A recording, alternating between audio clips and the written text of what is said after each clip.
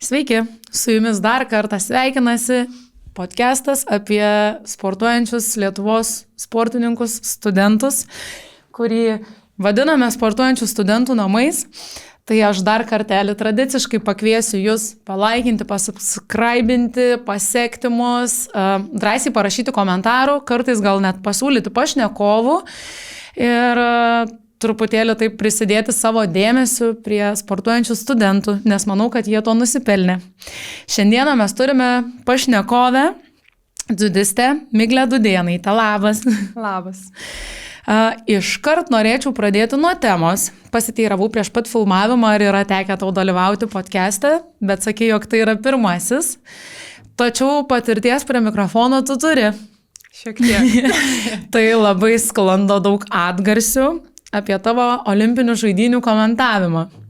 Norėčiau, kad pasidalintum, iš kur ta tavo iškalba ir kaip tau taip pavyko visus papirkti ir apie tai kalbėti, kad net ir žmonių, kurie dziudo sportų nesidomi, aš girdėjau, kad buvo labai aišku, kas tas dziudo ir kaip ten viskas vyksta, tai pasidalink. Tai trumpas atsakymas turbūt būtų, iš kur ta iškalba iš mamos. Bet iš tikrųjų tai man patinka šnekėti, bet irgi tą šnekėti, turbūt patinka šnekėti apie dziudo. Nes kažkas po tų olimpinių žaidynių, nes aš komentavau tiek olimpinės, tiek paralimpinės, kai mūsų lietuvis Osvaldas Bareikis kovojo Paryžiuje dėl bronzos medalio. Ir tos patirtis buvo labai labai smagios. Ir pati irgi girdėjau ir iš žymių žmonių, ir iš šiaip pačių pažįstamų, nepažįstamų įvairių žinučių sulaukiau, kad buvo labai įdomu klausyti, labai sklandžiai, labai fainai, ypač kai turėjom šiokį tokį žmonių nepasitenkinimą bent olimpinių žaidynių transliavimų ir ten stringančiam transliacijom ir taip toliau. Taip, tai sakė, kad po mano komentavimo pradėjo viskas rutuliotis į gerąją pusę, bet iš tikrųjų tai, man rodos, aš galbūt nepašnekėčiau, jeigu man duotų tai pašnekėti apie kokią nors lengvą atletiką ar ten tavo tinklinį. Ne, tai normalu turbūt. Taip, tai čia dalis to ateina, man rodos, iš tos aistros savo sportui. O ta iškalba, tai, nežinau, aš kažkaip visada turėjau šitą, gal aš sakyčiau, dovaną turbūt, nuo mokyklos, nuo tada, kai dar buvau moksleivė, man drąsiai patikėdavo kažkokį ten žodį pasakyti, renginį pravesti ar kažką padaryti ir aš... Tokia labiau ekstravertė turbūt, ar ne? Šiaip ne. Šiaip iš tikrųjų nesu ta, kuri eis į kambarį ir ieškos draugų, šiaip esu ta intravertė labiau. Lauksiu, kur suras kaip draugė. Jo, bet va tokiom progom atsiradus, kur galima kažkokią edukaciją galų gale užsimti, ar ten pamokslavimu, padėstymu, tai man patinka šitas dalykas. O kas pakvietė tave, pavyzdžiui, kaip tave surado?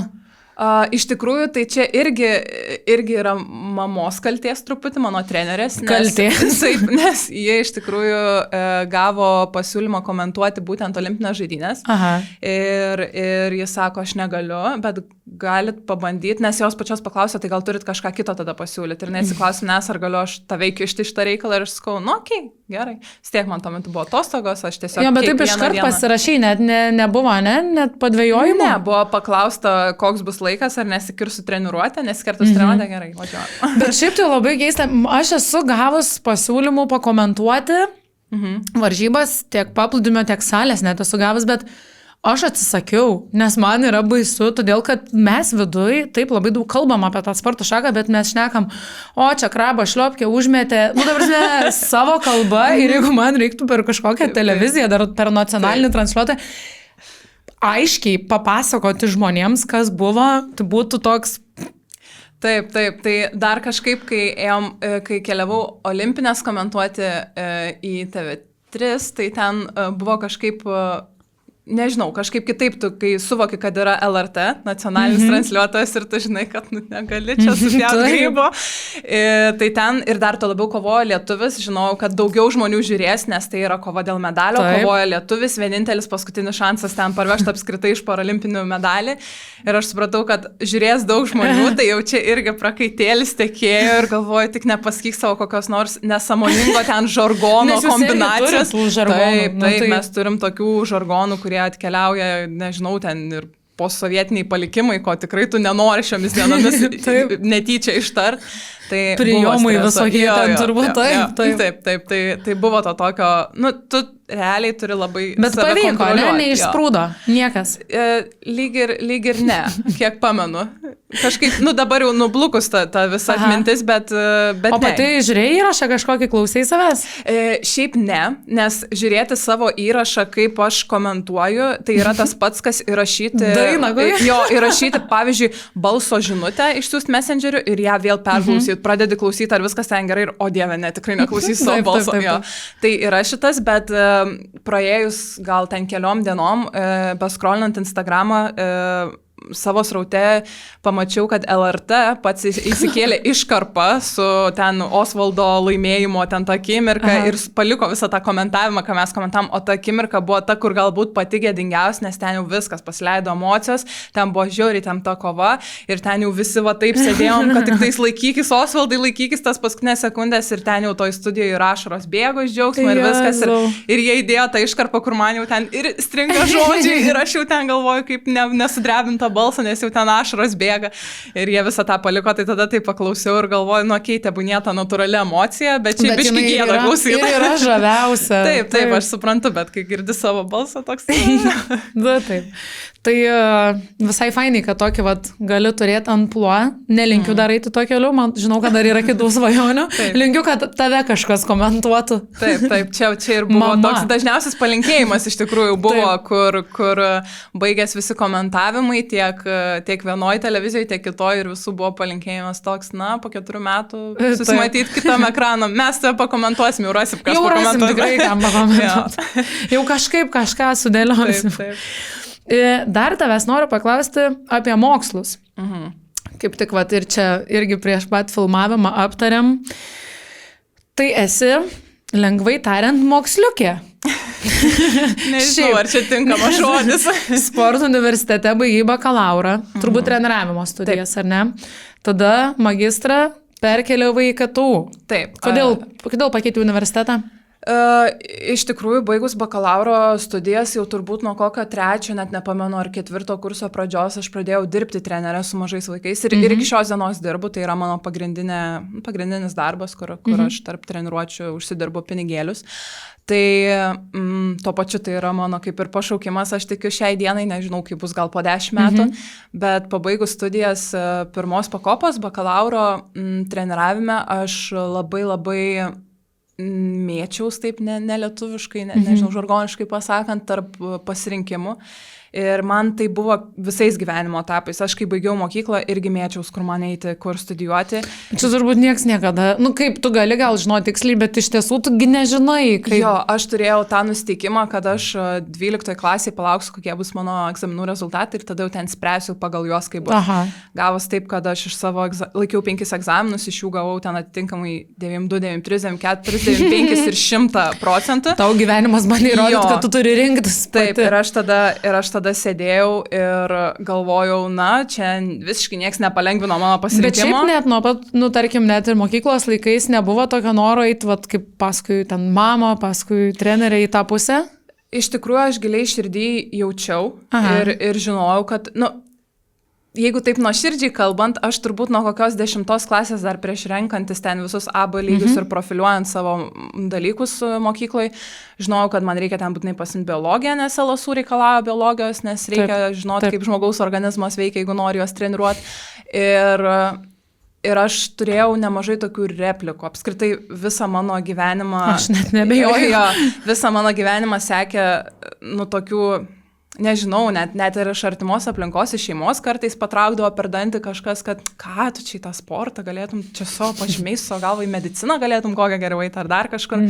Ir viena mano klasiokė, kuri buvo mano labai gera draugė, kažkada, nepamenu, gal 10 ar 11 klasėje atnešė man tokį drėbė į akis, kad mano mama sakė, kad tu labai durnai darai, kad eini į sportą su savo galva.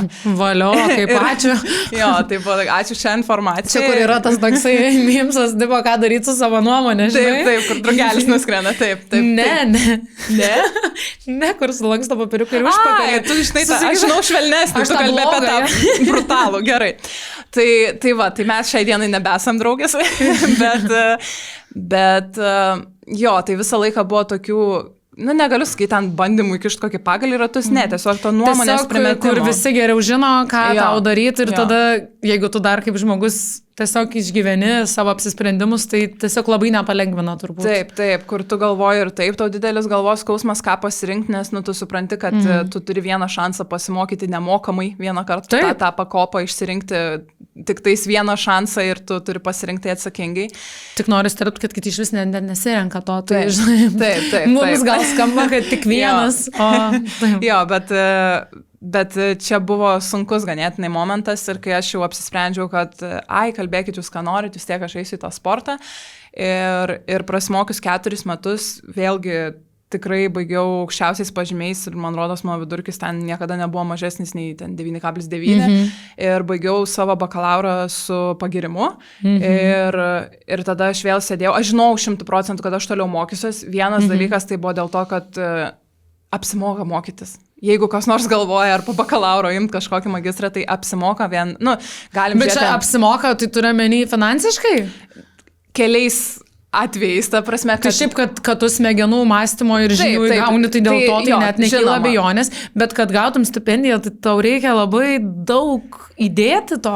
Mano atveju... Gal tau nereikia, gal tu... Ne, mano atveju aš žinojau, kad aš vis tiek visą laiką atsakingai žiūriu tos mokslus ir bet kur mokydamasis už gerą mokslą tu gausi stipendiją, vienas dalykas. Kitas dalykas, tau nereikia Lietuvoje mokėti už mokslą, jeigu tu turi pakankamai gerą galvą ant pečių. Trečias dalykas, tu gauni socialinės garantijas visgi galų gale, jeigu ten esi, tarkim, nedirbantis, tai kaip studentas. Ir ketvirtas dalykas, aš turėjau didelę motyvaciją, nes žinojau, kad aš dar galėsiu dalyvauti universiadai, dar galėsiu padalyvauti visokiose Europos žaidynėse ir taip toliau. Tai man iškart buvo toks, tai aš varau toliau mokytis. Dar galvau gal pasimti tą gap yearą 1 metų tarp bakalauro ir magistro, nes tu gali žaisti. Ir gal čia dar pratempti tą laiką, bet ne, įstojau. Aš taip tempiau ir dar su akademinė. Taip, aš jau buvau paskaičiausi, ką dar, gerai, stoju dabar tai akademinės. Ir tada įvedė 2-8 metų cenzą ir man baigėsi mano pratempimai. Tai aš dabar esu irgi šitoj klystkely. Ką tu magistrė mokeis? Aš nuėjau į visiškai kitokią kryptį, aš nuėjau į socialinius mokslus ir į strateginę komunikaciją. O, geras. Ir man tai buvo įdomu, aš iš tikrųjų irgi vėl mėčiausi, buvau įstojusi ir į LSU, į magistrą, bet tuo pačiu gavau pakvietimą ir iš KTU. Iš pradžių stojau į viešą politiką ir saugumą, jeigu gerai pamenu, tai programa vadinasi, nes aš norėjau mokytis kažką su politika, man buvo žiauriai įdomu, man ir po šiai dienai yra įdomu žiūrėti visus ten interviu, analizuoti, ką pasakė Žemaitaitis, o ką kirto Šimonytė ir taip toliau ir taip toliau. Kur išskrido Žemaitaitis. Taip. Tai aš ieškau kažkokių studijų su politika, bet Kaune, kad tu su sporto bakalauru galėtum įstoti į politikos mokslus magistrė, yra ganėtinai ribotos galimybės. Tai nebent į bakalaurą vėl... Jo, aš nenorėjau eiti iš naujo šitų kelių, dar 4 metam ir galvoju, aš noriu tokio kaip ir atrasti kažką, kas man suteiktų tam tikrą prasme dvikryptę karjerą, kad aš turėčiau planą B, jeigu aš, pavyzdžiui, po ryto atsikelčiau ir suprasčiau, kad nebepatinka man tie vaikai, aš nebenoriu treniruoti. Visada gali treniruoti suaugusius. Bet ta prasme, kad jeigu aš nenoriu nieko, pavargsiu gal aš nuo to sporto kada nors. Nepavargsiu. Šiaip nuosprendis.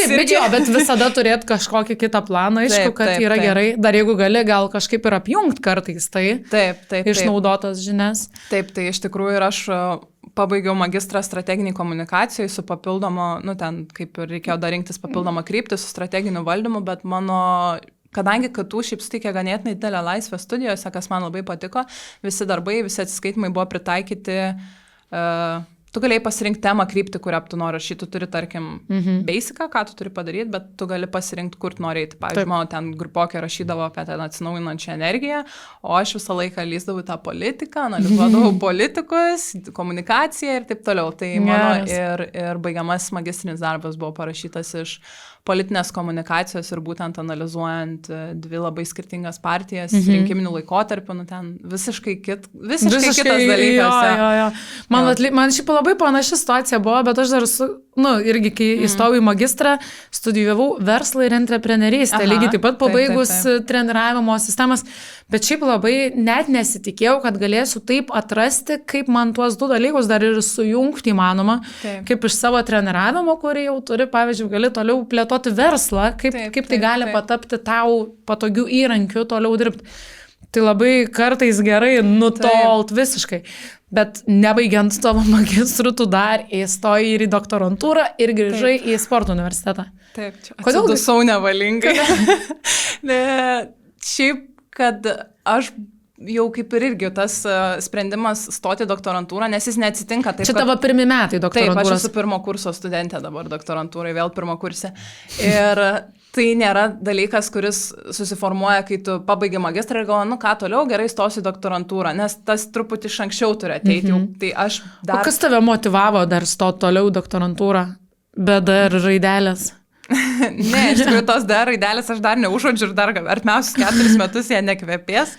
Bet šiaip aš norėjau paragavus socialinių mokslų, kurie visiškai skiriasi nuo to, ką aš dariau bakalaurę, aš tyrinėjau sportininkus, aš turėjau skaičiukus, ten statistiką iš jų išvedinėjau ir sakiau, kad va tiek turi sportininkas ten pašokti viršų ar tiek metimų per tiek laiko padaryti, kad jis ten taptų Lietuvos čempionu. Ir tai buvo viskas grįsta teorija. Aš nuėjau į socialinius mokslus, kur reikėjo tą komunikaciją tyrinėti. Kur neapskaičiuosi per daug. Taip įdomu, bet taip platu ir tu niekada negali pasakyti, kad A yra dėl to, kad B, nes dar yra C ir D ir E ir taip toliau. Ir aš labai norėjau, mano kažkur širdis krepždėjo, kad reikia grįžti kažkur prie kažko tikslesnio. Ir mama, aišku, pastumėjo, nes ji pati baigė doktorantūrą, jeigu aš gerai pamenu, lyg ir 2020 metais. O ne, taip ir seniai geras. Jo, galėt su mama kažkokias būtų kaip smagu. Mama baigė doktorantūrą, kai aš baiginėjau bakalaurą, buvau įpusėjus kažkas tokio. Ir man tai buvo keista, nes galvoju, tu dar pasink porą akademinių ir baigsi vienu metu univerą. Bet jo, tai gal kažkiek mama pastumėjo ir galų gale buvo ir pats universitetas, LSU, kur buvo žmonių, kas kalbino, kad būtų fainai, kad grįžtum. Ne iš kažkokių ten pažadų, kad ten mes tau kažką duosim ar taip toliau, bet tiesiog aš jaučiau labai didelį bendruomenės jausmą ten. Pajaučiau labai didelius skirtumus, kai tu mokaisi mažesniam universitete ir kai tu mokaisi didesniam, kuris turi ten... Šiaip labai fainai galėtų palyginti universitetus. Jo, aš esu labai dėkinga. Nes kai tu baigi vieną, tai tau atrodo, kad visi universitetai yra vat tokie. Jo, visiškai. Taip, man buvo, toks jausmas buvo, bet nenorėjai dar vieno išbandyti, kokio trečio? Su doktorantūra yra gal biškai sunkiau, aš galvoju, nėra taip lengva tiesiog. Tiesiog imti ir varyti. Jo, nes viskas priklauso, doktorantūra nėra kažkokia studijų programa, į kurią tu stoji į temą, jau savo kažkokią sugalvotą temą. O kokią tu temą turi sugalvojus? Ji nėra dar iki galo tiksliai apibrėžta, bet tai, ką aš darysiu ateinančius 4 metus, galbūt ir daugiau, jeigu ten, nes pasitaiks, tikiuosi, mano vadovas nemato šitą podcastą. Bet jeigu viskas gerai, tai aš tyrinėsiu būtent jaunų dziudo sportininkų nuovargį, periodizaciją, dirbsiu su heart rate variability, kuris yra dabar labai populiarus ir visose laikrodukuose įmontuotas dalykas. Tai... Aš visai neseniai pilną esmę ir reikšmę apie tai sužinojau. Taip. Irgi ten bendraujant, visiškai net nei temą, net nei iš mokslų, nei iš savo srities, o iš pulseto. Kad pagal jį galima sumatuoti, kaip kinta ar nekinta tas variability visas. Taip. Geras. Tai labai šiaip įdomu. O skirtumus kažkokius pagrindinius universitetų ne kaip mokymo ugdymo įstaigų, o kaip iš sportininkės pusės. Šiaip man va tas visai įdomu. Aš turiu labai patirčių skirtingų, būnant sporto universitete kaip sportininkė ir Vytauto Didžiojo universitete kaip sportininkė. O kaip KTU ir LSU? Sunku pasakyti, aš šiaip stengiuosi laiką būti labai nuoširdį, nežinau, kiek aš čia gal velnių kažkur gausiu šitus pasisakymus. Nieks nežiūri, žinok. Bet KTU mano atveju, tai aš tikiu ir bet kuriam turbūt kitam universitete, tu esi ganėtinai, nežinau kaip kitaip išreikšti, nešiojamas ant rankyčių, kad tu esi sportininkas. Taip. Nes tokių kaip tu universitete turbūt galima suskaičiuoti ant 2 rankų pirštų, kurie ten dalyvauja olimpinėje atrankoje. Taip. Tai mūsų nėra tiek daug, bet aš nežinau, kiek tai yra pliusas. Aišku, aš sakau, aš negaliu tapatinti su visais sportininkais, nes tikrai yra labai daug mano kolegų, kurie renkasi universitetus pagal tai, kur bus lengviau, kur prie manęs mažiau kabinėsis, kad aš ten einu į paskaitas, nesportuoju ir taip toliau. Aš visą laiką į mokslą žiūrėjau kaip vis tiek į prioritetą ir tai yra, tu vis tiek neši atsakomybę, nes tada jeigu tu nenori ir eini ten mokytis tik tam, kad pabūto studentų, ten galbūt padalyvauti studentų varžybose, bet yra tokių. Daug yra tokių, tikrai, tai aš sakau, aš negaliu tą patinti su visais.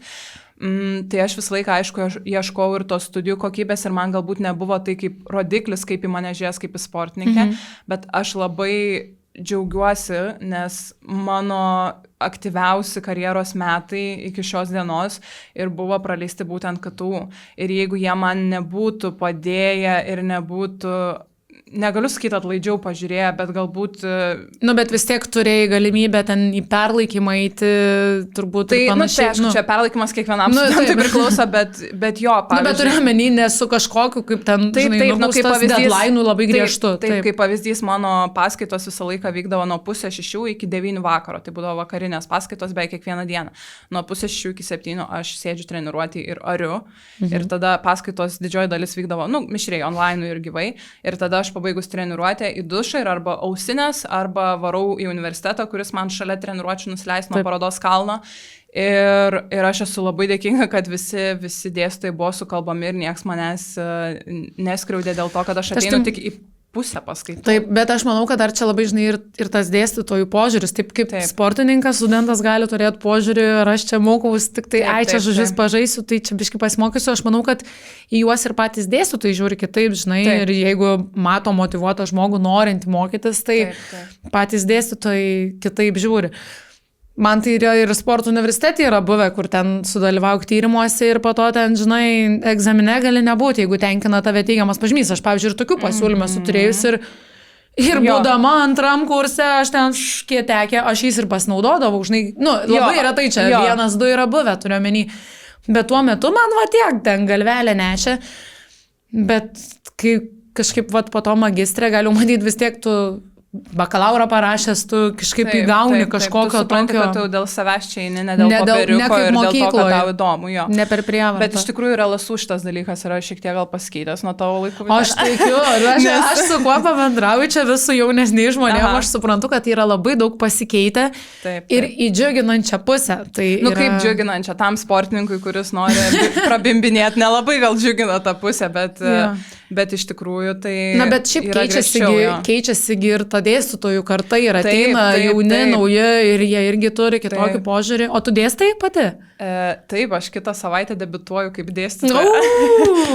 Kitą savaitę pradedu dirbti kaip dėstytoja. Bet su specializantais? Dziudo? Ne. Aš gavau tokią visiškai labai irgi fainą galimybę, kur džiaugiuosi, kad visą tą mane atsiuntė. Tai mes turim vieną dėstytoją, kuri išeina į dekretą ir aš gavau pasiūlymą ją pakeisti viename iš didžiausių modulių, ką mokosi treneriai, tai sportininkų rengimo technologijos. Geras. Jo, ir dirbsiu greta labai faino profesoriaus rankinio legendos Karbaliaus. Jau šito tai yra, aš atsimenu. Taip, tai šiaip ir pačiai baisu. Visi ten svildomam pusė iš tikrųjų. Taip, aš būsiu dabar ta, kur priminės atsiskaitimus seminaruose ir tarkuos studentus. Smagu. Bet šiaip esu labai dėkinga už tą galimybę, nes man labai pasitarnaus ir pačiai pamatyti viską plačiaja prasme, nes tai yra tai, ką studentai pas mane ateis atsiskaitinėti, yra teoriškai, praktiškai tas pats, ką aš rašau savo disertacijai. Geras, labai įdomu. Tai labai sveikinu su naujom ateinančiam patirtim. O dar norėčiau paklausti tavęs iš to sporto pusės, minėjai, kad irgi labai faina galimybė studijuojant vis kažkur sudalyvauti, išvažiuoti. Tai ką tavo yra davęs tas studentų sportas? Nes šiaip, tai ką, būtum sportavus, ten Lietuvos čempionatas, Europos kažkokio atrankos čempionatai, ten pasaulio galbūt. Ir kas ten, kokios nors gal nevent, kai būna atminimo taurės. Realiai, turbūt tas pats. O universitetas ar vienas ar kitas padėjo tau turbūt dar plačiau kažkur išvykti, pamatyti? Kaip yra, dar šiaip kalbant apie tai, kad kai kuriuose sporto šakose universiadoje dalyvavimas, tarkim, duoda tos pačius taškus į reitingą, kuriuos gali kaupti. Taip nėra. Dėja. Jeigu tai būtų buvę, gal ir olimpiadą būčiau atsirinkus po universiados, bet pritrūko. Tai iš tikrųjų, apskritai bendrai pradedant nuo tavo pačios klausimo pradžios, tai dziudo kaip sportas yra natūralu, kaip ir visi kiti, turbūt suskirsti į amžiaus grupės. Ir kai tu įstoji į universitetą, tai dažniausiai, ne visada, bet dažniausiai tai yra tavo paskutiniai metai jaunime, kas yra iki 21 metų amžiaus grupė. Tada po jos yra tik suaugę. Ir tas, yra dar U23, bet ten vyksta tik Europos čempionatas ir daugiau nieko. Tai tu realiai neturi kaip adaptuotis į tą elitinį jau profesionalų suaugusių sportą. Ir tai, kad tu gali studijuoti universitete ir turėti tokias galimybės ir papildomas varžybas kaip selai, kaip Europos čempionatai, Europos žaidynės, universiada, kuri tikrai yra aukšto lygio dziudo sporte. Mes net ir su Kotryna Tatarevkova kalbėjom, kad tai yra, ir su Emilio iš orientacinio, kad tai yra realiai, tai toks big deal, apie kurį daug kas nežino. Ten realiai yra netoli pačios olimpiados kartais. Taip, iš tikrųjų tas pats principas labai panašus į olimpiados, kur tu gyveni ten tam miestelyje ir viskas labai panašių principų padaryta, bet iš tikrųjų ir tas varžybų lygis yra aukštas, iš tikrųjų aukštas, nes aš esu buvus 2 universiadose ir jos buvo labai skirtingos. Viena buvo 19 metais Napolį, jeigu aš neklystu, 19 prieš COVID-ą. Prieš pat COVID, dar tais laikais žila. Tai buvo labai unikali galimybė, nes visas olimpinis miestelis buvo kruiziniuose laivuose. Tokia, visiškai išskirtinė. Kruiziniuose laivuose? Mes gyvenom uoste, tiesiog buvo atskirta teritorija, praeina apsaugos punktą ir yra du kruiziniai laivai, jeigu aš gerai pamenu, ir išskirstyta. Vieni gyvena ten, vienos šalis vienam, kiti kitam, ir mes gyvenom su kambariokė, kajutį, savaitę laiko. Toks žiauriai unikalus dalykas. Ir tai realiai esi buvus kruize. Jo, pastovi prišvartuotam. Tai vienu žodžiu, kad aš, kai važiavau į tą pirmą universiadą, aš kažkodėl, nežinau, kodėl aš turėjau tokį įsivaizdavimą, kad čia viskas taip manageable, žinai, viskas čia bus gerai. Gerai. Jo, iš varžybinės pusės. Jo, aš tikėjausi to tokio įveikiamo lygio, kad čia easy peasy. Studentų. Taip naivu buvo, nes aš dar tais metais, kadangi buvo ta universiada šiek tiek apkarpytas dalyvių skaičius, būtent dziudo sporto šakoj buvo apkarpytos kategorijos ir mano svorio kategorija buvo nukirpta. Tarp tiksliai pas jūs juk dar ten didžioji dalis yra, aš dabar tik atsimenu kažkaip taip. Taip, pas mus, pavyzdžiui, mano svorio kategorija yra iki 78 kg ir aukščiau jos jau yra tik pliusas. Tai reiškia, virš iki ten, kiek nori, tiek valgai. Kiek nori, tiek sver, gal ne visi sveria, kiek valgo. Taip. Tai vienu žodžiu, kad aš turėjau tą tokį faktą prieš mane pastatytą, kad aš neturėsiu savo kategorijos ir į mažesnę, aišku, aš nemesiu ten 8 kilų, nes čia savižudybė, bet... O kiek tu sveri tuo metu? 78, maždaug tiek ir sverdau. Jo. Tai ir mano komandoj kaip ir buvo mano kolegė, kuri jau galėjo eiti tos 70 tą mažesnę kategoriją ir sako, bet mes pliuso neturim, tai davai tu varyk kaip pliusas. Ir aš sakau, gerai, ką čia, tu tik čia tą universiadą, gerai. Ir aš atsimenu, kovojau su... Aš sverdama mažiausiai, tuo metu per sverimą svėriau 7,6,5 ir gavau... Bet tu gali pasirinkti didesnę pusę visada, tipo? Kaip suprast pasirinkti? Pavyzdžiui, kad tu ten prieš pat varžybas eini svertis ir jeigu 7,6 sveri, tai tu esi 7,8 kategorijai, bet tu gali pasirinkti. Ne, bet aš būsiu 7,8, bet tose varžybos tiesiog nebuvo tos kategorijos.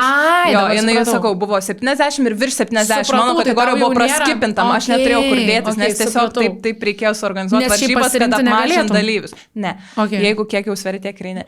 Tai aš gavau mažiausiai sverianti toje svorio kategorijoje, gavau Brazilę, kuris svėrė daugiausiai toje kategorijoje, jinai svėrėsi prieš mane, nušlipant svarstyklių ir ten rodo 160 kg. Taip. Ir ta prasme tikrai labai didelė mergina ir buvo labai juokinga ir visiems aplinkui ir man pačiai iš tikrųjų eiti tą kovą, nes tu supranti, kad kokie yra mano šansai.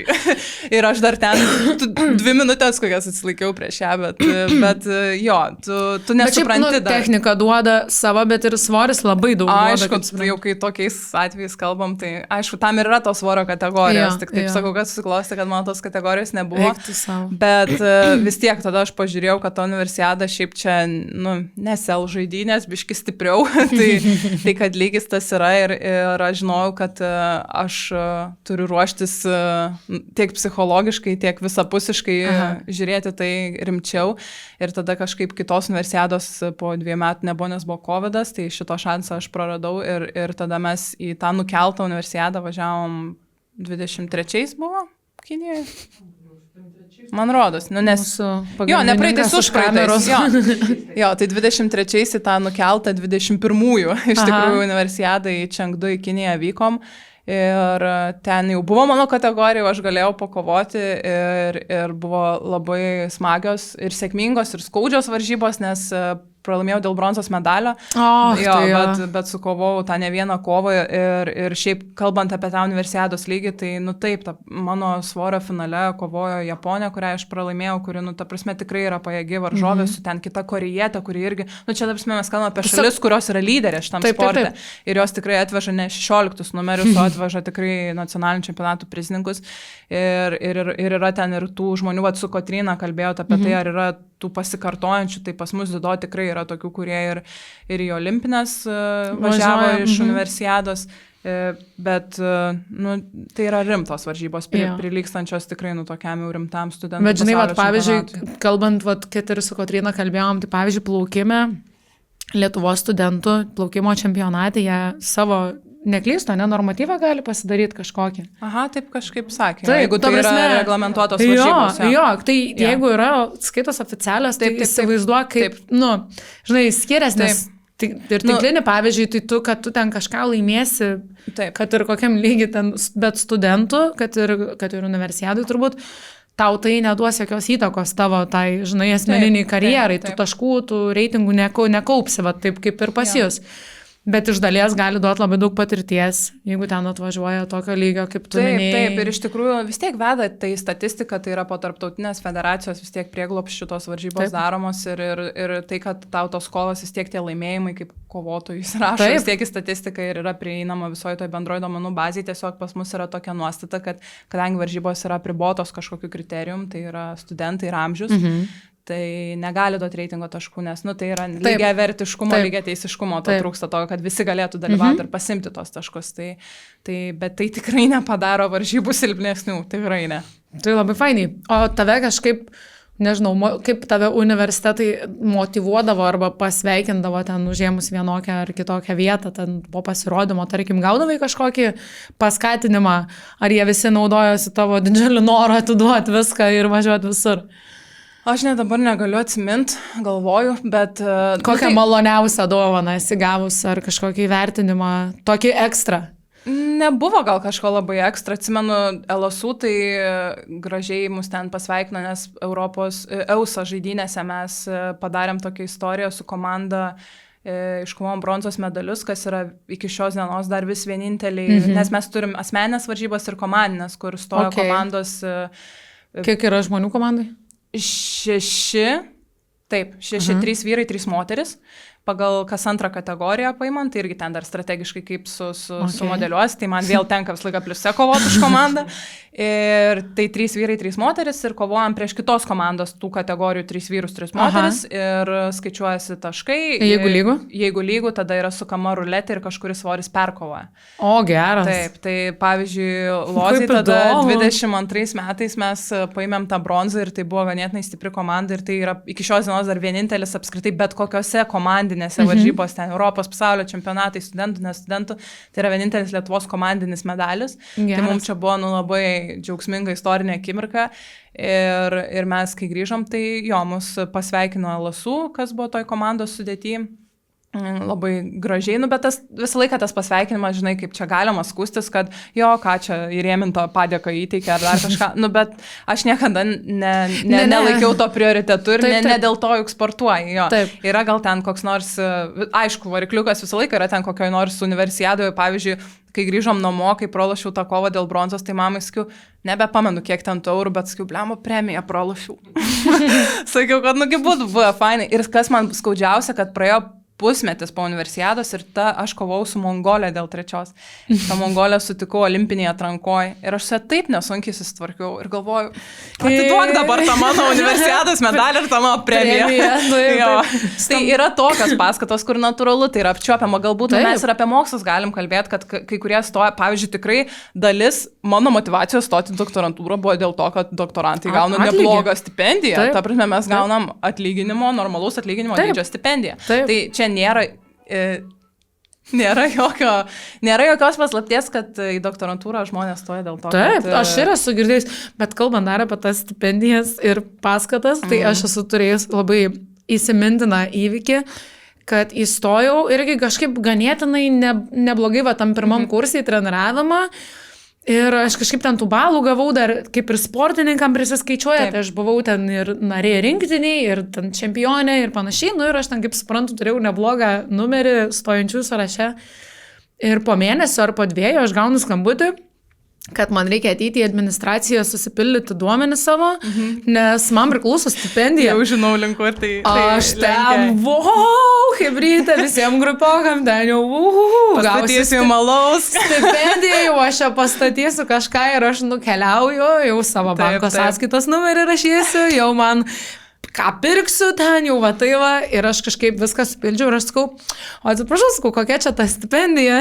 Leisk, kad spėsiu. Litais dar gali. Ai, litais neatspėsiu tada. 24 litai. Ai, nes eurais buvo 7 eurai. Tai išvertė. Pakėlė. Bet čia buvo ta sena sistema.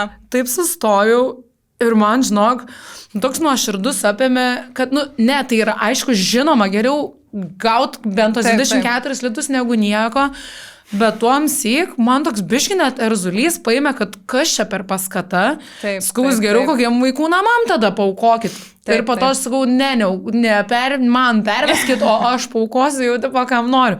Bet man toks buvo, žinai... Taip, tai čia irgi buvo problema su pačiom stipendijų skirstimu ir nuostatais, bet tai jau yra pakeista ir dabar stipendijos, apskritai visuose universitetuose stipendijos jau yra labiau tokios decent. Tai... Taip, kur jau gal nusipirkt kažką išeitų. Jau kalbam apie kelis šimtus eurų, nebe 7 eurus. Nuolatinis transporto pravažiavimo, ten turbūt kažkiek panašiai.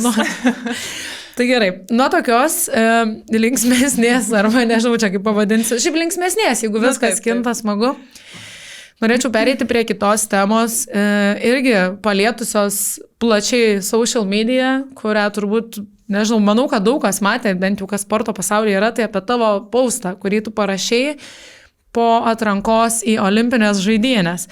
Tai aš net šiek tiek norėčiau pacituoti. Kad apsiverksiu. Neapsiverk. Šiaip labai fainai, kai sportininkai tuo dalinasi. Aš manau, kad daugiau kas išgyvena šitą atvejį negu tą labai sėkmingą. Taip. Daugiau kas tokį išgyvena ir kiti nepasidalina tuo ir neatvirauja. Tai jeigu kas nors man prieš šiek tiek daugiau nei 2,5 metų būtų pasakęs, kad visą šį laikotarpį man pavyks nuolatos išsilaikyti to 50 ar 40 pasaulio dziudo elito reitingė, turbūt ne visai būčiau patikėjus. Ir 1000 valandų treniruočių, 39 svorio mėtymai, 3, o kartais 4 varžybos per mėnesį, gyvenimas treniruočių stovyklose, egzaminų perlaikymai ir praleisti gimtadieniai šventės ir absoliučiai visas gyvenimas, kitaip tariant, nesimatymas su šeima ir praleidimas tokių dalykų kaip ten artimiausio šeimos nario šuns laidotuvės ir negalėjimas pabūti tuo metu kartu. Ir kad tave visą tai paaukojus, viską atidavus, skyrė 132 taškai, 3 vietos arba dar kitaip tariant, 1 laimėta kova atrankos turnyre.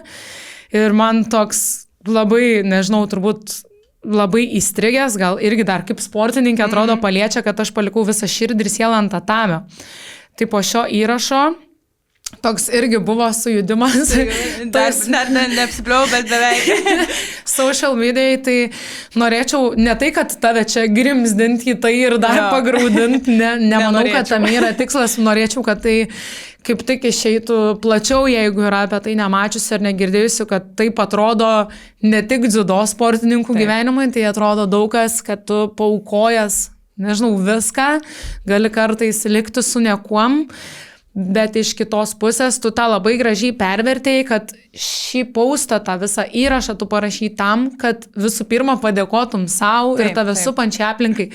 Tai šiaip žiauriai fainai, kad tavo mąstymas taip veikia, kad galbūt tai padėjo tau užsiauginti skūrą, dvigubai labiau norėt varyti kitoms olimpinėms, kad tu pamatei iš dalies, kaip tu arti gali būti. Tai vat noriu tavęs to ir paklausti, kaip tau tą pavyksta sudylint, tu vieną tą ciklą praėjai, viskas vyksta tais olimpiniais ciklais, kaip tavęs nenukėlino, nenutrypė, nenužudė tavo noro varyti dar 4 metus? Šiaip žiauriai sunku atsakyti šitą klausimą, nes aš apskritai tą postą labai ilgai buvau parašiusi ir padėjusi stalčiuką ir niekur jo nedėjau. Aš jį parašiau savo kaip į dienoraštį ir galvoju, nesu aš labai žmogus, kuris anksčiau gal mėgdavau pasidalinti ir daugiau visko keldavau į socialinės medijas, bet esu ne kartą ir ten kritikos ar kažkokių pasišaipimų, ar ten patraukimų per dantį sulaukus ir galvoju, ką man to reikia. Aš galiu tiesiog iš vis išsitrinti visus Instagramus, Facebookus ir gyventi ramiai. Ir paskui pagalvojau, po kurio laiko aš tą tekstą vis paskaitydavau, aišku, nubliaudavau, tai ne vieną postelį pati skaitydama, ką pati savo parašiau, bet galvoju, aš įdėsiu tai tam, kad tai liktų kažkoks prisiminimas man ir tam, kad aš tiesiog noriu viešai pasakyti ačiū. Taip. Tai čia ne tik savo, bet... Tu tuo galėjai sumotyvuoti daugybę jaunų atletų ir net nebūtinai savo sporto srities. Taip. Nes tikrai gali motyvuoti sėkmingi tie pakliuvimai į olimpines, ten, kad ir tinklinio, pavyzdžiui, šiemet, ar ne šis pirmą kartą Lietuvos istorijai, ta prasme, ir taip tai motyvuoja jaunus žaidėjus, tai vėl pasidarė tokia banga pakliuvimų į tinklinį, bet tokie pasakymai irgi, jie, mano galva, man atrodo, kad jie labai motyvuoja, kad įrodo, kiek tu įgavai visko. Iš tikrųjų, kai aš dėjau šitą įrašą į socialinės medijas, tai buvo toks laikotarpis, kai labai daug išlindinėjo daug sportininkų nepatekusių į olimpinės emocijų. Ir vieni atsisveikino ir sakė, čia aš ir baigsiu savo karjerą. Turėjom ir lietuvių tarpę, pavyzdžiui, lengvaatlečių, jeigu gerai atsimenu, Jogailė Petrokaitė buvo šuolininkė į tolį, kuri ten liko per vieną vietą. Mes turėjom su šitom Paryžiaus žaidynėm, man atrodo, daug tokių per tiek likusių nuo to brūkšnio. Arba lygiai taip pat per tiek patekusių. Man buvo galima pasidžiaugti ir nors ten, nežinau, paskutinės vietos to olimpinėse užimtos, bet vien patekti ten čia yra. Sportas. Taip. Bet jo, tai būtent tos nuotaikos vedama aš įdėjau tai kaip savotišką pasidžiaugimą, nes iš tikrųjų, jeigu kas nors man ten tada, kai aš rašiau tą įrašą ir kai visi jau ruošės krovės lagaminus į Paryžiaus olimpinės žaidynės ir jeigu man kas nors tikrai būtų pasakę prieš 3 metus, nes olimpinis ciklas buvo trumpesnis, nes Tokijas buvo perkeltas metam, todėl mes turėjom tik 3 metus olimpinio ciklo ir aš tik tais prieš tos 2,5 metų iš vis pagalvojau, ta prasme, su trenerė, su mama mes galvojom, kad, gal pabandom čia nuvažiuoti, gal pažiūrim, kaip čia seksis, nes niekada dar nevažiavau į tokius turnyrus, reikia pasižiūrėti, pasitikrinti ant temperatūrą ir taip toliau. Ir, tikrai niekas manęs nebūtų įtikinę prieš 3 metus, kad aš liksiu ten per vieną vietą nuo olimpinių. Taip. Ir aš visą laiką, kai manęs... O kiek šiaip papuola į olimpiadą? Irgi ten svorio kategoriją? Jo, kiekviena svorio kategorija turi tam tikrą kvotą. Gerai, o kaip tada vyksta olimpinėse, jeigu aš esu 70, ne, ta svorio kategorija yra? 7-8? 7-8, aha. Tai aš papuolu, tarkim, važiuoju atrankose 70 toj kategorijoje ir priaugu 5 kilogramus. Negaliu priaugti? Negali. Jau ką tu pasirinkai taip. Tai dėl to dabar prasidėjus naujam olimpiniam ciklui, dar atranka neprasidėjus, nes kaip ir plaukime, kaip ir daug, kur pas mus yra 2 metai prieš olimpines, kai tu gali pradėti, jau tie taškai, kurios tu renki skaitos, pavyzdžiui, tai, kas yra dabar. Aš ten šiuo metu esu 31, man rodos, reitingai, gerai atsimenu. Tai vis tie taškai nusinulins po 1,5 metų, kai prasidės reitingo rinkimas tas tikrųjų taškų. Bet tu visą laiką turi juos rinkti, kad užimtum geresnės pozicijas. Kad galėtum po to lengviau pradėti atranką. Kad tiesiog, kai atranka jau prasidės, kad tau lengviau būtų. Tai vienu žodžiu, kad apskritai grįžtant prie to, tai kad pagalvojus prieš 3 metus tikrai negalvojau, kad aš būsiu Ir kai kas nors manęs iš draugų paklausdavo, tai tu čia mūsų sportininkė varysi olimpiadą ir aš taip lyg susigūždavau ir galvodavau, ką žinau, kaip čia bus. Kaip ten atrodo, kad labai toli tas. Ir toli, ir toli, ta prasme, kad ir laiko prasme toli. Ir atrodo, kad čia kosmosas, čia aukščiausias varžybos. Taip, čia yra kiekvieno sportininko jau tas galutinis finišo taškas. Visiškai. Ir tada aš, kai jau nepatekau ir tada dar mėnesį vyko visokios korekcijos, kur kažkas atsisakė, kažkas diskvalifikavo dopingas. Laukianti buvo. Tu visą laiką lauki tos paskutinės minutės ir aš žiūriu, pakilau dar vietą ir galvoju, blemba, kas nors, taip negražu pasakyti, bet tu sėdi ir galvoji, kas nors, nusilaužkit koją dar, prašau, toks, kur, prašau, atlaisvinkit dar porą vietų ir aš jau matau, kaip aš ten važiuoju. Bet aišku, čia nėra gražus ir tas noras toks, bet... Jis toks turbūt, natūralus. Bet šiaip paskui... Ne iš kito blogam, ne blogo kitam linkint. Aš neskau, kad aš būtent Jonui linkiu, tiesiog kas nors.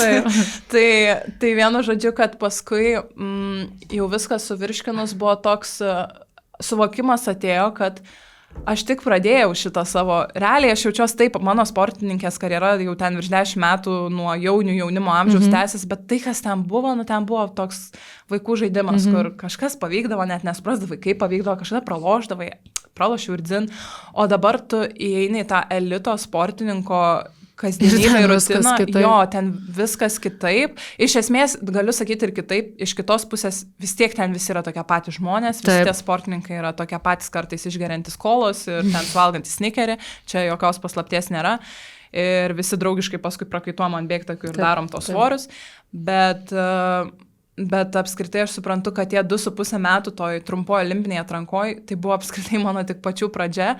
Ir kaip aš vertinu save per tą laikotarpį, kur tas laikotarpis visa atranka buvo tokia ir ten vienas varžybos sukovoju žiauriai gerai, kitas varžybos ten pralošiu kažką į grybį ir galvoju, viskas, aš turėčiau pakabinti kimono ir važiuoti, ieškoti darbo, kur nors darbo biržos, to dar kažką. Žinok, aš manau, kad visi sportininkai, ta prie man, pavyzdžiui, yra buvę irgi tokių, aš esu nuvykus į Australiją su partnerė ir pralošt kvalifikaciją. Kvalifikacija yra vienas minusas. Tu išleidai krūvą pinigų, tu nuvažiavai į kitą pasaulio galą, pralošiai per durną galvą, per kažką nesąmonę. Nebuvo, kad stipresnis tas varžovas ten 2 galvom. Taip. Ir tu tiesiog toks pasijauti durnas, išeikvojęs lėšas ir dar nebūtinai savo kažkokių draugų, kurie tau padėjo išvažiuoti. Taip. Tai pavyzdžiui, tai man labai yra žavu tavęs klausyti, nes atrodo, kad tau tas užaugino skūrą. Tu dabar kalbi, kad tai buvo tavo pradžia ir tu tai pamatei. Man tai numušė, ta prasme. Aš suprantu ir labai daug sportininkų. Ir aš galvoju, aš geriau išvažiuosiu su vyru atostogų į tą Australiją. Būtent taip, nes pavyzdžiui, dabar aš gyvenu lygiai tokiom pačiom nuotaikom, kur tu turi galvoti finansiškai, kaip išvažiuoti tam tikras varžybas ir ačiū Dievui, kai ten yra universiada, kur nereikia galvoti, kaip tu išvažiuosi, nes yra studentų sporto sąjunga, kuri tave išveža. Bet visos tos atrankinės ir reitinginės varžybos, tu didžiąją dalį vis tiek pinigų turi pats susirasti ir susigalvoti, iš kur gauti. Ir dar nėra pas jūs labai dėkinga, nuo tų kimono juk nėra reklamų jokių ten, kad tu galėtum... Minimaliai mes galim kažkiek prisisiūti reklamą, bet ten yra riboti plotai, aš galiu turėti 3 gal rėmėjus. Tinklinį irgi yra labai riboti plotai. Tai jums reikia kaip ir... Bet, žinai, aš ten olimpiadai tu negali iš vis turėti. Taip, iš vis reikia nusilupti. Bet šiaip, tai ten eiktų kiekvienas triusikų lingis ir tatuiruotės ant kūno. Tai aš norėjau sakyti, kodėl tinklininkų aš nepastebiu, kad kaip per UTMA, kur Žalgirio arenoj kovoja, ten per visą nugarą pasidaro kokią nors tatuiruotę. Bet žinok, daros tatuiruotės ant nuogo kūno, aišku, prakaitas smėlis jos nėra labai ilgamžės. Bet iš esmės, ir šiaip toks gal akiai visai nežinomam žmogui, jeigu turėtum kokią nors įmonę, manau, labiau matoma yra toj pusėje, kur nuogi kūnai ten vasarą ir panašiai. Tai labai daug ir asmeninių pinigų reikalaujantis tavo tas noras. Tai nežinau, kaip pavyzdys ten vakar su draugu savo sužadėtiniu susėdom ir sumetėm ten po 500 eurų į klubą, pervedėm paramą tam, kad galėčiau aš toliau kažkur važiuoti varžybas. Tai toks yra tas gyvenimas. Tu uždirbi, eini į doktorantūrą mokytis, kad gautum stipendiją, tą stipendiją išleidai varžybą. Taip, eini treniruoji žmonės, kad galėtum gauti treniruotis pati.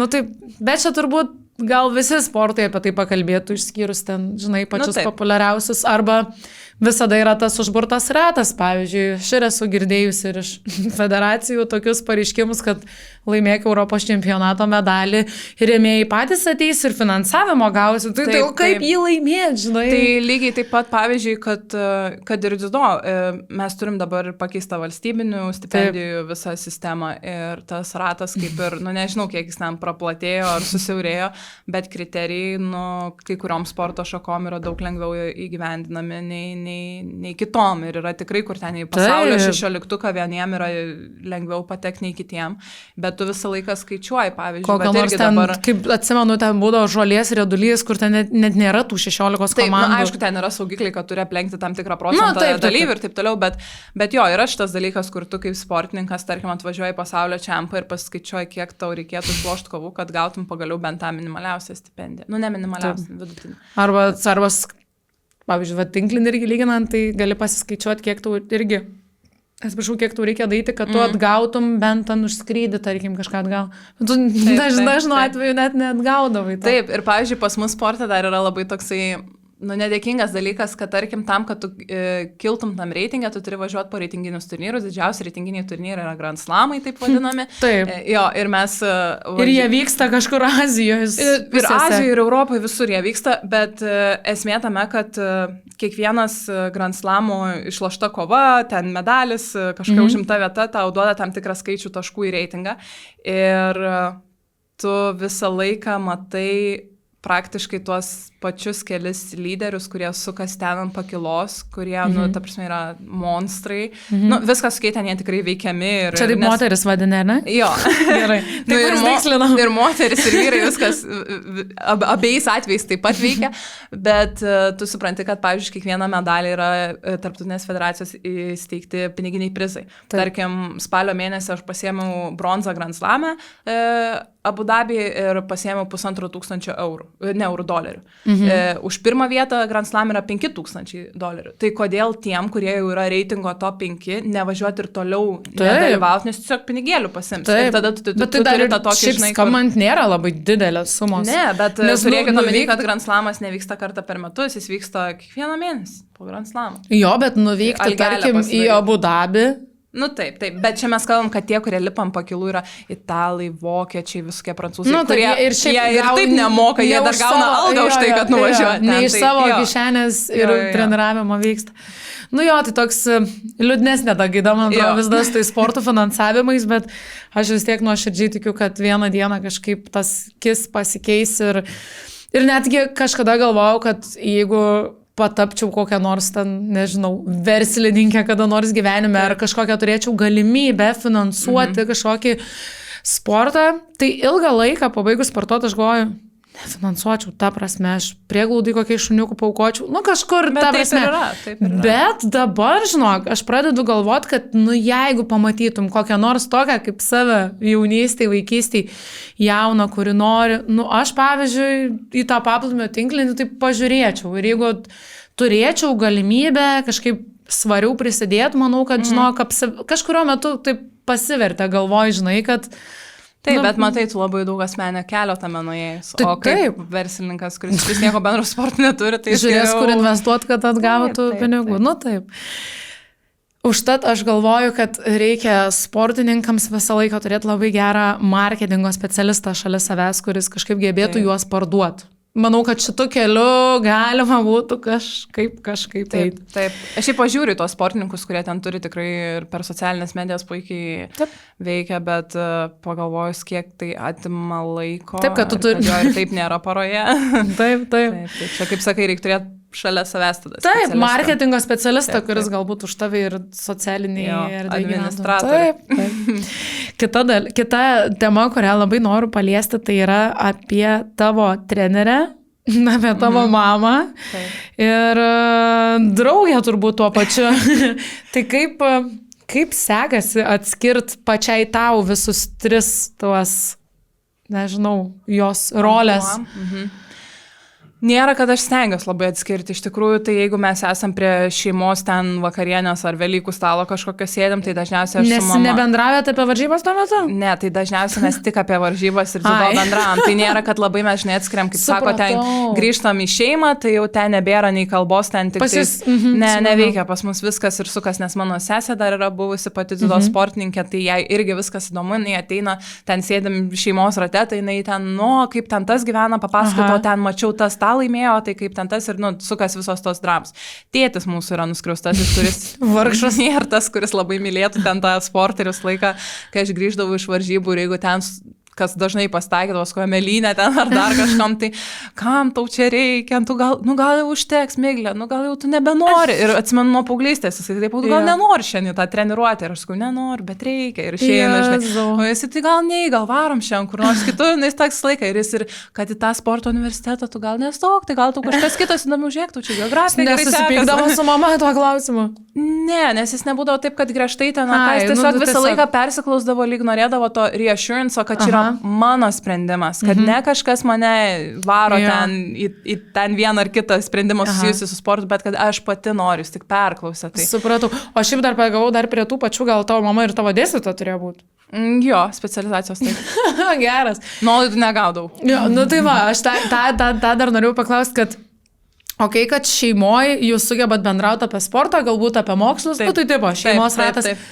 Bet kaip pavyzdžiui galvoji, ar sporte jūs sugebėdavot atsišliet, kad tu būtum kaip ir kiti sportininkai, to lygi, treniruotėjai tarkim, ar irgi nebūdavo atskirimo ir būdavai dukra labiau?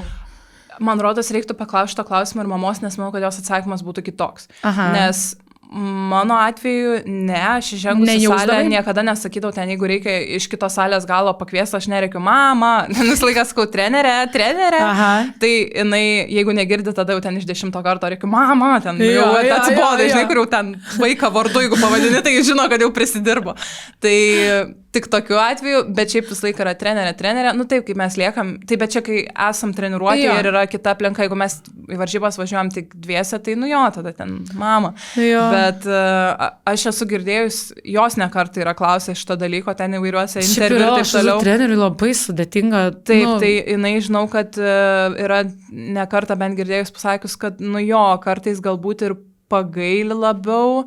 Ir va dabar čia kažkada buvom stovykloje, man rodos, gal sausio mėnesį, kaip jau toks šviežias tas nauji metai ir naujas tas ciklas prasidėjęs ir jinai sako, plemba prieš 3 ar 4 metus, kai tu čia, ar ten pirmą kartą, kai prieš kelis metus atvažiavom iš tą stovyklą, aš atsimenu, žiūrėdavau tavo kovas ir sako, nagai man baigdavo sulysti, čia kaip sako, su kiekvienu tavo judesiu aš galvodavau, kad tu tik ten nenusilauž, ko nors, kad tik tavęs ten skaudžiai nenumestų. O dabar sako, man dzinto, eik ir ko. Tai aš suprantu, kad ir aš paaugau, bet ir jos tas toks, bambagyslė nukirpta jau, žinai. Bet šiaip jinai yra sakius, kad galbūt manęs kartais ten pagailėdavo ar galėdavo labiau paspausti, bet aš nejaučiau šito. Iš kitos pusės, žinai, kai norint vienodam tam lygiai visus išlaikyti, kad tu kartais gali net ir perspaust, paignoruojant ar kaip tik ten dadedant, kad įrodyt, kad va čia ne man vienodai, kad čia mano vaikas, aš daug turėtų būti treneriui, sunku. Jo, bet šiaip dabar, va, pavyzdžiui, tai aš matau, kad jinai tikrai nėra taip, kad mes einam į treniruotę, ten 20 žmonių ir jinai žiūri tik į mane, kaip tik gal jinai mažiau mane žiūri, aš manau, kad aš turiu didesnį pasitikėjimą jos, kad aš ten nenusuksiu, viską padarysiu gerai ir taip toliau, tai jinai labiau žiūri gal kitus. Bet, aš tai šiaip kalbant apie Lolitą, tai esu girdėjus, nežinau, apie visus trenerius gali išgirsti ten tiek vienokių, tiek kitokių, bet aš apie Lolitą sujaučiu girdėjus tik tai gerus atsiliepimus, gal dėl to, kad... Su ne tai žmonėm bendrauju, aš galiu pasakyti, kur ras blogų. Nes aš buvau grupiokė su Diana, daugkartinė čempionė. Tu net dziudo salėje, man rodos, esi buvus. Tai aš net ir buvau treniruotėj pas tavo mamą, pas tavo trenerę, tai man toks, man yra likę geri įspūdžiai, geri prisiminimai, tai man toks kažkoks, nežinau, Atrodo, kad šiaip, kad tu net panašiai ją esi tiek tokių, nežinau, ar to bendravimo. Daug aš tokių susilaukiu, bet iš šnekos gal. Nes, kaip ir klausai pačioje pradžioje, kur tas komunikavimas. Tu sakai iš mamos. Taip, bet aš turbūt atskaičiau, žinok, tą patį. Aš kažkada žiūrėdavau, mama galvodavau, man ten per daug kalba, bet ten su visais bendrauja, galvoju, dieve, ateina į varžybas. Visus tėvus iškalbėdavau, su mano draugėm visom ir man toks kartais būdavo... Taip. O dabar aš galvoju, taigi aš tokia pati. Taip, aš visą savo paauglystę jaučiau tokia lyg ir gėda, kad mama negali ten patilėti, visą laiką šneka ir taip toliau. O dabar atrodo, gerai, nes jeigu ne jie, tai aš neturėčiau tokių komunikacinių įgūdžių. Taip, bet po to, žinok, dar apsiverčia, aš dabar turėjau susitikimą su savo sporto laida, su kuria mes baigėm sporto mokyklą. Tai visą mokyklos laikotarpį ir dauguma tiesiog nustojo ir į užsienius išsivažinėjo ir mes buvom susitikę per Kalėdas ir jos, žinai, sako man, kaip tavo mama gyvena. Ir gerai, žinai, ir kažkaip atsimena, nes jinai varžybų nepraleisdavo, nes jinai ateidavo, nes jinai bendraudavo su visom, ten gal net Facebook'e ir parašo kartais kokiai nors, žinai. O kiti tėvai tu tokį turi.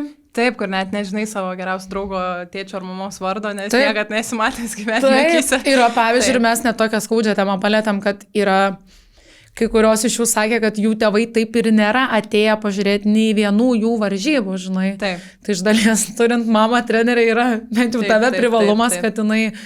Taip, nors kai tėtis man atvažiavo kokį Lietuvos čempionatą pažiūrėti, tai po kelių aš sakytau, žiūrėk, gal tu nevažiuok, man labai daug streso.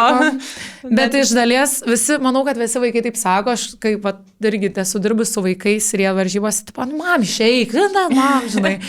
Bet aš tikiu, kad giliai širdyje to labiausiai nori, kad jie, kai eina į tą aikštelį, jie dar akim pasitikrina, ar juos žiūri, ar juos mato, ar pas juos atėjo.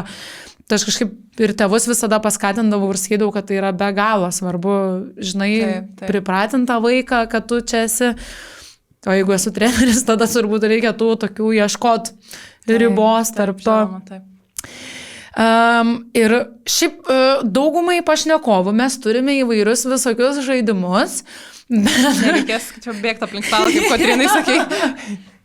Bet man, tu žiūrėjai tą pagalbį, vadinu, būdamiausia, kad aš tokios reakcijos ir sulaukiu, kad gal rimtai. Ne, jau galvoju, rimtai reikia stotis ir bėgti. Aš irgi klausau ir galvoju, kas čia tokį durną žaidimą, sugalvoju, rimtai čia jos dabar bėgios.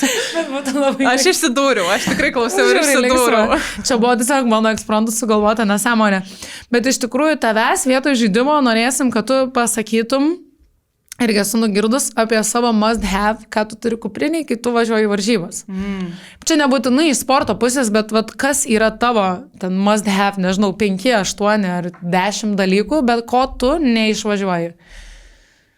Į varžybas? Į varžybas. Ok, tai į varžybas aš tikrai neišvažiuosiu greičiausiai, jeigu tai ten ne Lietuvos čempionatas, bet kažkur, kur mes važiuojame į užsienį, dažniausiai neišvažiuosiu be savo tokio sauna siūt, mes turim prakait kostiumį, aš vadinu lietuviškai. Ačiū, kad svorį mes turbūt, ne? Kelnės viršus, kuris sudaro tokį, žiauriai karštą su juo ir tu pradedi iškart prakaituoti, tai čia yra mano prieš varžybą. Kiek jis užima vietos?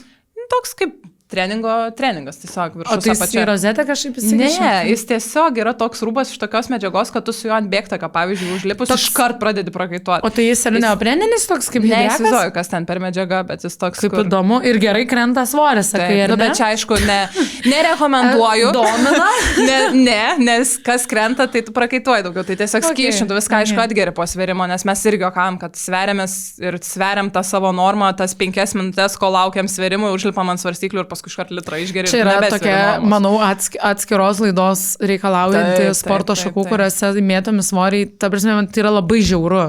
Žiauru, bet, jūsai saviminus. Taip. Čia galima visai pažiūrėti. Tai, okei, tai tas saunos siūtas. Tada visą laiką su manim keliauja kamoliukai. Aš turiu teniso kamoliukus, kuriuos kartais net ne visą laiką ištraukiu iš savo. Tu jeigu dziudo atsibostų.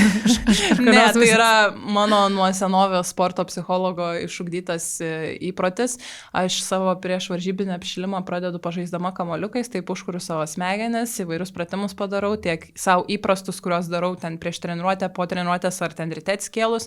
Ir tai mane nuramina, kad tai yra tik pavyzdžiui, kas tai per žongliravimas įvairus ant vienos kojos pastovant, ant kitos į sieną padaužant, paskaičiuojant ten mintise, tarkim. Koncentracija iš dalies, ne? Jo, ir koncentracija. Ir turiu ant vieno iš tų teniso kamuoliukų nusipiešus tokį tašką su flomasteriu, kurį pasidedu, savo mintyse pasakau tą japonišką žodį hajime, kuris reiškia pradėti mūsų kovoje. Savo pasakau tą žodį, atsimerkiu ir aš žiūriu į tą tašką ir koncentruoju dėmesį, tuo pačiu ten praeinu taktiką, galvoju, tokie psichologiniai momentai. Tai čia tie kamoliukai man pastarnavo, bet skau kartais būna tokių varžybų, kurie ir praguli tašį, nes man tiesiog neprireikia jų. Bet jeigu aš jaučiu ten, kad man ten prieš startinis drugys jau kutena pilvą, tai žinau, kad aš turiu priemonę nusiraminti. Tai šitas... O būna, kada nebūna to visai, to prieš startinio drugio? Jo, dabar jau būna. Geras. Prieš 2 metus niekada nebūna. Aš nedajau iki to irgi. Man vis, aš žinau, galiu tarp mokyklinės kvadrato žaisti. Ir jeigu tai yra varžybos, oficialiau. Taip. Nu jo, tai vis laik atsiranda tos toks truputėlį įtampos, bet nėra to tokio. Man, pavyzdžiui, sunkiausia yra, nu šiaip aš klausau ir kitų sportininkų podcastų, va ten pokalbių ir tarkim kaip, nežinau, plaukikai, kokie lengvaatlečiai ar kažkas, kas turi tiesiog praplaukt, prabėgt, nu tiesiog ateit ir padaryti savo darbą. Taip. Jo, tai aš taip pavydžiu jiem iš dalies, nes tu ateini, tu 2 dienos, ten 3 dienos prieš varžybas, jeigu tai yra ten atrankos turnyras, kažkoks dėlius, pamatai burtus. Ir iš tų burtų iškart nuotaikėlė atsiranda. Tu pažiūri į popierių, pamatai pavardį ir toks būna, o, gerai, arba šūdas. Žinai, ir nuo to tu tada toliau atsispiri ir varai.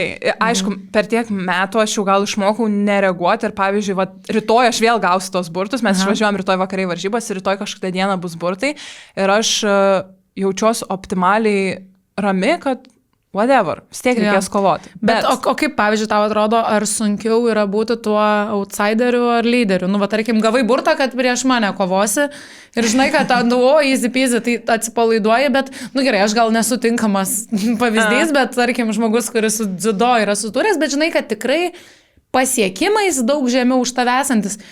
Nes man atrodo, kad kartais outsiderių būti yra lengviau, tokių, kur, žinai, kasti kulną gali. Labai priklauso nuo varžybų, nes, tarkim, jeigu mes kalbam ten, nu, nežinau, apie studentų čempionatą, aš žinau, kad man ten šiai dienai nėra ten didelės konkurencijos, tai aš, nu, ateinu kaip į šventę. Man smagu, aš ateinu pasižiūrėti, kokie šis metus medalius gražius Eglės su Indre padarė, kokią prizą ten įsteigė, dar kažką, nu, aš taip kaip į šventę ateinu. Taip. Bet aš žinau, kad man reikės kad tikrai atsiras ten tos priešininkės, kažkas ten net negirdėto, nematyto, pirmą kartą pavardę matau, bet, nu, aš nepergyvenu, nežinau, kad tai nėra man iššūkis. Bet jeigu, pavyzdžiui, mes kalbame apie Lietuvos čempionatą, kur ten, tarkim, dalyvavo visi, man yra daugiau kartais net streso nei prieš kokį pasaulio čempionatą, nes aš žinau, kad aš ten esu daugkartinė metai iš metų čempionė ir yra tas, kur kiekvienais metais ar ten kas 2 metus kažkas vis nori pasikesinti tą mano vietą ir tu žinai, kad vis tiek statistiškai visi privalumai ir pranašumai tavo pusėje, bet nu vis tiek tas toks, kur yra biški. O pasauliniam lygiai tai viskas labai priklauso nuo burtų. Bet iš tikrųjų nėra tokio žmogaus, ką tu gautum ir sakytum, ai, easy, nes nu tokiam lygiai nebėra tokių žmonių. Nebėra, tu net gali matyti žmogų, kuris pirmą kartą atvežtas į olimpinę atranką ir galvot, kad oi, čia gal bus easy, nes jisai niekad niekur nevažiavęs, bet palauk, tai aš prieš 3 metus tokia pati buvau. Ir aš atvažiavau ir kažkam išspardžiau užpakalį, tai, nu, žinai, negali taip vertinti. Tai tu tiesiog visą laiką stengiasi išlaikyti tą optimalią būseną. Ok, tai mes apėjom saunos jūtą, teniso kamuolelius. Ir paskutinis dalykas, tai būtų, aš turiu knygutę. Tik 3 mazgevus? Nu, knygutę, nu gerai. Nu, aš nekalbu ten apie inventorių, turėčiau nepamiršti ten savo dzudogos, kimono ir taip toliau, bet... Kas buvo pirmas? Dzudoga, taip iš tikrųjų teisingai turėtų vadinti. Kimono. Ne, pati apranga. Nu, mes vadinam kimono, bet čia irgi žargoniškas. Kimono yra tas geišų, tas kimono, kur geišos apsirengia. Ten yra halatų dar gal turbūt pavadinti. Halatas čia jau močiučių. O dzudoga yra tas taisyklingas terminas. Tai, nu, nekalbant apie šitus, tai jo, tokie 3 dalykai, tai yra mano knygutė dar, į kurią aš ją visur iš tikrųjų net dabar turiu va mašinoje. Aš ją visur visą laiką turiu turėti. O kad ten esi užsirašius kažką motyvuojančio savo, ar rašai kažką? Rašau, ten yra, nu viskas, ten rasit nuo, nežinau, kiek štanga man daugiausiai yra kilusi, ten atkelimai kokie, ar deadliftai, kokie priešininkai ką daro, aš stovyklose pakovoju ir po kovos arba po treniruotės visą laiką susirašau, ar jinai dešinė rankė ar kairė rankė, nuo ko krenta, ką daro. Mano sporto psichologijos visi dalykėliai, mano visos mantros, ir yra labai naudinga, aš šiaip dėkinga savo, kad tai darau, nes pavyzdžiui, nu nežinau, tarkim, yra dalykų, kur tu gali atversti atgal ir pasižiūrėti, kokioj tu buvai duobėj ir kaip tu aprašai, kaip tu jauteisi, arba kaip tu ten, pavyzdžiui, aš dabar, nu tarkim, apie paskutinę universiadą kalbant, aš neatsimenu nieko, kaip aš ten tarp kovų jaučiausi, kaip man ten kovojosi. Turiu video, galiu pažiūrėti, bet šiaip to pojūčio neatsimenu. Ir aš taip džiaugiuosi, nes tai buvo varžybos, kur aš jaučiausi ganėtinai laisvai ir man tai buvo kaip atspirtis, kad va taip turėtų turbūt būti varžybose. Nu, toks, kur tu turi kartais gerų varžybų ir pagalvoji, norėčiau, kad tokių būtų daugiau. Nu, emocinė, psichologinė prasme. Nesvarbu ten, koks tas galutinis rezultatas. Ir aš labai džiaugiuosi, kad aš tokius momentus apsirašau toj knygutį, nes kartais, kai man tikrai yra toks, gal ta nervų sistema pavargus, gal chaosas, gal pasimetimas, aš galiu atsiverst, paskaityti ir susidėlioti, kad man tada padėjo tas ir tas, tai dabar aš irgi tai padarysiu. Labai tikiuosi, kad toj knygutį dar yra likę. Jo, dar yra. Ir čia jau gal kokia 3 knygutė per karjerą, tai jau yra stalčių palikta užpildytų. Tai šiaip mane labai žavi tavo profesionalumas kaip sportininkės. Tai... Bet aš geriu kolą, zero, mėgstu labai snikerius valgyti, šiaip esu visiškas saldžiarūrė. Taip tariant, esi žmogus. Taip, nes vat, man labai aš šito kulto labai stengiuosi išlipti, nes pati labai save vat, prieš kokius porą metų, kai tik reikėjo kovoti su visom tom. Siūta. Jo, bet ta prasme, kur atrodo, kiti ten jėtus net nepaliečia, ten pirogėlio, žinai, ten stovykloje einam visi valgyti, tai visi ten tik salotos ir vištienos krūtinėlę valgo. Social medijų paveikti jo, žmonės. Ir tu ten scrollini Instagram ir matai, kaip pas ją ten žiūri didelis bicepsas, kaip mano galvo, man reikia su ją kovoti savaitgalį, tai kaip aš turėčiau su ją kovoti, ten iš tikrųjų apšvietimas viską padarė, žinai. Arba Photoshop'o skillsai gal kai kurie. Tai šiaip labai fainai, kad tokį turi gerą mąstymą, tai komplimentai skrieja ir lolitai dideli už tave tokį auklėjimą kaip dukros, kaip auklėtinės, kaip kolegės netgi. Taip. Tai labai smagu ir tuo pačiu Miglė jūs pakvies į Lietuvos studentų dziudo čempionatą, kuris vyks balandžio 19 dieną. O kur vyks? Vytauto didžiojo universitete. Vyks Vytauto didžiojo universitete. Dar nebuvau. Tai čia bus prieš pat Velykas mes apkalbėjom. Tai vyksi susirinkti tų medalių, ar ne? Jo, varysiu pažiūrėti, ką Eglė su Indrė šiemet gerą padarė. Žinau, nežinau kaip pas jūs, bet pas mus tinklinį labai gražus visi apdovanojimai. Taip, mes visą laiką, matau čia. Taip. Tai visą laiką, kai į studentus važiuojam arba į selus, jeigu selai Lietuvoje vyksta, tai irgi žinom, kad bus gražus apdovanojimai, gražus medaliai, dar gausim kokį nors ten bilietą į kiną ar dar kažką. Labai smagu. Ir tuo pačiu, šiaip noriu dar pridėti, kad tai bus ir atranka į universiadą, kuri bus Vokietijoje. Mes turim studentų čempionatą, selus, žaidynės ir tada universiadą, kur spręsis reikalai. Labai aš per sena, aš labai liūdžiu iš tikrųjų, nes čia esu per sena, taip. Ai, kaip gaila, nes aš jau visai čia tau būčiau linkėjus geros kelionės. Nelinkėk, užleisiu vietą jaunesniem. Bet studentų čempionatą tai neužleis? Taip, ne, studentų čempionatą tai dar pasimsiu to gražų medalį. Toks pasiemi medalį ir skanu gerai, tu važiuok. Ir tuo pačiu norim pakviesti Darijus į balandžio 26 dieną vykstantį studentų Lietuvos plaukimo čempionatą, kuris bus irgi lygiai taip pat atranka į Europos universiadą. Europos universitetų čempionatą. Taip, ar ne? Žaidynės. Gerai, tai labai ačiū Miglė už pokalbį, buvo labai... Ačiū tau. Norėčiau net, žinai, kokios mintis sukas, kad kokią nors, kad irgi būtume prasilenkę kartom ir būdama vaikas, būčiau paklausius ar išgirdus kažką panašaus patirtis tokias praeitas ir tokį požiūrį ir tokį pasiėmimą iš to gerų dalykų. Tai. Aš irgi norėčiau, kad kokia 11-metė Miglė galėtų paklausyti šito pokalbio dabar, kažkaip atsukant laiką atgal. Tai jeigu pažįstat 11-mečių sportininkų, prašom jom įjungti ir parodyti. Tai labai tau ačiū. Ačiū tau.